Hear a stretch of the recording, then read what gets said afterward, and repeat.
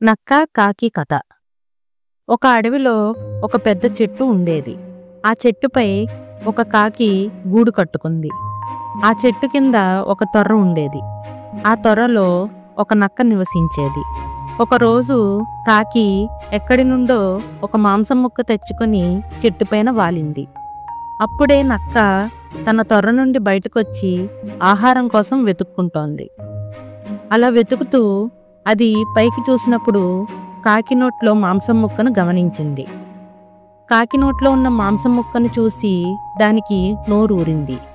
ఆ మాంసం ముక్కను ఎలాగైనా పొందాలి అని ఆలోచించింది. తెలివిగా ఆలోచించి ఆ నక్క ఇలా అంది. ప్రియమైన కాకి గారు, మీరు బాగున్నారా? కానీ కాకి స్పందించలేదు. నక్క మళ్ళీ అడిగింది, ప్రియమైన కాకి గారు, మీ పిల్లలు బాగున్నారా అని.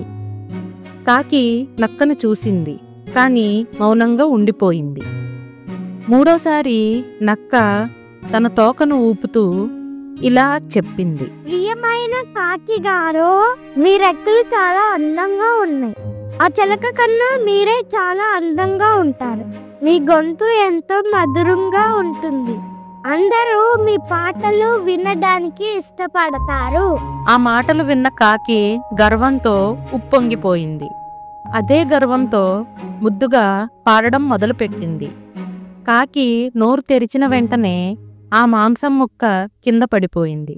నక్క వెంటనే ఆ ముక్కను మింగేసి తన తొర్రలోకి పరుగు తీసింది. ఈ కథలోని నీతి ఏమిటంటే అతిగా పొగడ్తలను నమ్మకూడదు అని.